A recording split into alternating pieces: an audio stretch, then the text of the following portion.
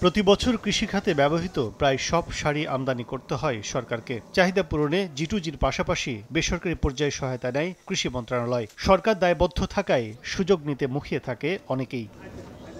কৃষি মন্ত্রণালয় সবশেষ টিএসপি আমদানির লক্ষ্যে ২৪ জুলাই থেকে ১ আগস্ট দুপুর ১২টার মধ্যে দরপত্র তৈরি ও জমা দেওয়ার বিজ্ঞপ্তি দেয়। এর মধ্যে দুদিন সাপ্তাহিক ছুটি থাকায় পুরো কর্মদিবস হাতে থাকে মাত্র ৫ দিন। আন্তর্জাতিক পর্যায়ের পণ্য আমদানির বিজ্ঞপ্তি কেন এত স্বল্প সময়ের, যৌক্তিকতা বা আইনের লঙ্ঘন হচ্ছে কিনা তা জানেন না কৃষিমন্ত্রী।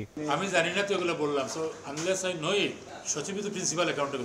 এবার দেখব পাবলিক প্রকিউরমেন্ট রুলস পিপিআর কি বলছে। সাধারণত ৫ কোটি টাকার বেশি মূল্যের পণ্য কিনতে হলে দরপত্র জমা দেওয়ার সময় ন্যূনতম ২৮ দিন, আর জাতীয় দুর্যোগ মোকাবিলায় জরুরি ভিত্তিতে তা হতে পারে সর্বনিম্ন ১০ দিন। কিন্তু কৃষি মন্ত্রণালয়ের দরপত্রে বিজ্ঞপ্তি অনুযায়ী উল্লেখিত প্রতি লটে ৩০,০০০ মেট্রিক টন টিএসপি সারের দামই বর্তমানে প্রায় ২৩০ কোটি টাকা। এছাড়া পুনর্দরপত্র হলেও উল্লেখ করতে হবে বিষয়টি, কিন্তু পিপিআর অনুযায়ী হলে কোনো ফ্রেমওয়ার্কে না পড়ায় চলমান দরপত্রের বিজ্ঞপ্তি বেআইনি বলছেন বিশেষজ্ঞরা।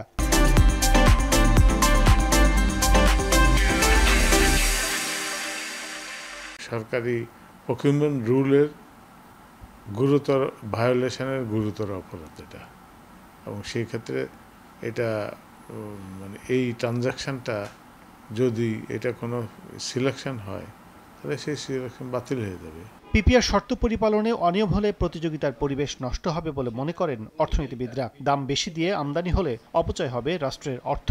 কোন সোর্স থেকে কে আনবেন, কততে আনতে পারবেন, সেই প্রতিযোগিতার মধ্য দিয়ে কিন্তু আমরা বেস্ট প্রাইসটা পেতে পারি। জনগণের যে ট্যাক্সের টাকা দিয়ে এগুলো আনতে হয় সেটারও কিন্তু ভালো ব্যবহার হয়। কোনো পার্টিকে বাদ দেওয়ার জন্য আবার তাদের নিজস্ব পছন্দের লোককে সিলেকশন দেওয়ার জন্য যদি করে, তাহলে এই ধরনের সিচুয়েশনে এই কাজগুলা করা হয়, এবং অতীতেও কিন্তু এটা নজির বহুত আছে।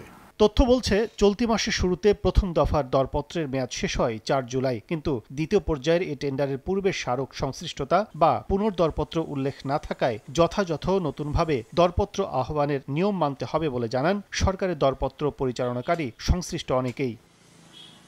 কাজল আব্দুল্লাহ, সময় সংবাদ, ঢাকা।